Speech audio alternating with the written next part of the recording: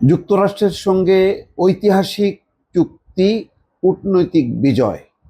প্রধান উপদেষ্টা বলছেন যুক্তরাষ্ট্রের সঙ্গে ঐতিহাসিক চুক্তি, এটা হচ্ছে কূটনৈতিক বিজয়।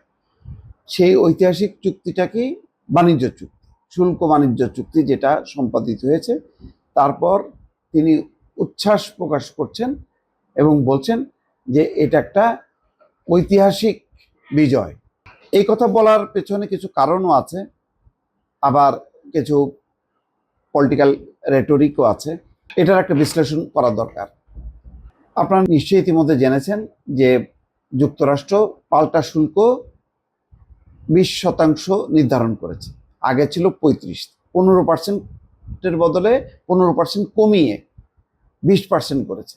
যেহেতু একটা ব্যাপক ছাড় দিয়েছে, সেই কারণে এটাকে ঐতিহাসিক হিসেবে বর্ণনা করছেন ডক্টর মোহাম্মদ ইউনূস। তিনি বলছেন, আমরা গর্বের সঙ্গে বাংলাদেশের শুল্ক আলোচক দলকে যুক্তরাষ্ট্রের সঙ্গে একটি ঐতিহাসিক বাণিজ্য চুক্তি অর্জনের জন্য অভিনন্দন জানাই। এটি বাংলাদেশের জন্য একটি গুরুত্বপূর্ণ কূটনৈতিক বিজয়। সকালে প্রধান উপদেষ্টার প্রেস উইংয়ে পাঠানো এক বিবৃতিতে এসব কথা বলা হয়।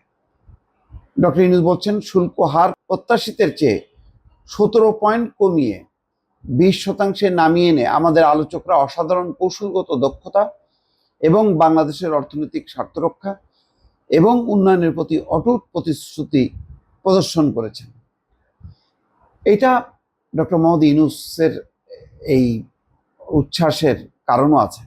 ডক্টর ইউনূসকে মনে করা হতো যে ডোনাল্ড ট্রাম্প ক্ষমতায় আসলে ডক্টর ইউনূসের দিন শেষ, তিনি আর বেশি দিন ক্ষমতায় থাকতে পারবেন না। কারণ ডক্টর ইউনূসকে কোনোভাবেই তিনি সহ্য করতে পারেন না।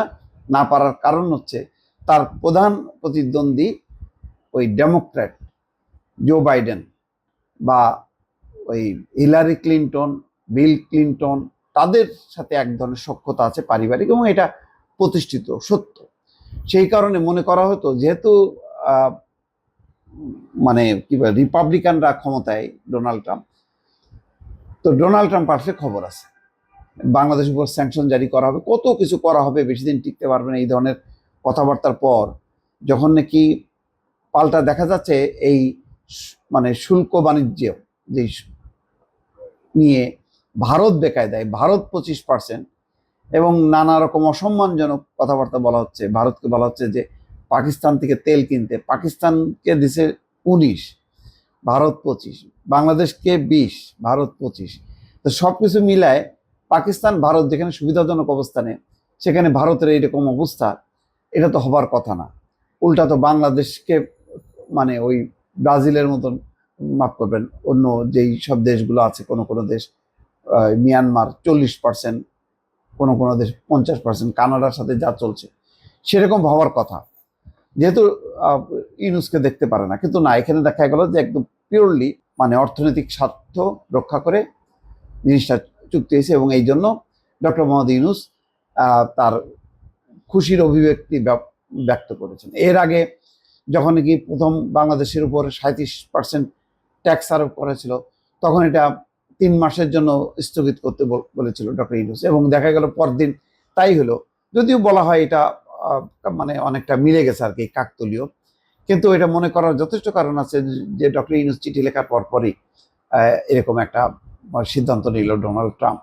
এখন আবার মানে 15% কমিয়ে 20% করা হলো, তো এটাও সাফল্য। সেই কারণে অনেকে মিলাইতে পারতেছে না যে কূটনীতিতে কি হয়ে গেল, যেখানে ডোনাল্ড ট্রাম্পের পক্ষ থেকে চরম চাপের মুখে থাকার কথা, সেখানে কি হলো। তবে এটাও ঠিক যে এটার বিনিময়ে আমরা আবার কি দিচ্ছি, সেটাও বিশ্লেষণ করা দরকার। যাই হোক, প্রফেসর ইউনূস বলছেন ফেব্রুয়ারি মাস থেকে তারা নিরলসভাবে, অর্থাৎ এই যে বাণিজ্য উপদেষ্টা, নিরাপত্তা উপদেষ্টা, তারা কাজ করে গেছেন এবং শুল্ক অশুল্ক বাধা, জাতীয় নিরাপত্তার সংশ্লিষ্ট বিষয়সহ জটিল আলোচনার প্রক্রিয়া দক্ষতার সঙ্গে অতিক্রম করেছে। তারা যে চুক্তিটি অর্জন করেছেন তা আমাদের প্রতিযোগিতামূলক সুবিধা ধরে রেখেছে এবং বিশ্বের বৃহত্তম ভোক্তা বাজারে প্রবেশাধিকারের সুযোগ বৃদ্ধি করেছে এবং আমাদের মৌলিক স্বার্থ রক্ষা করেছে।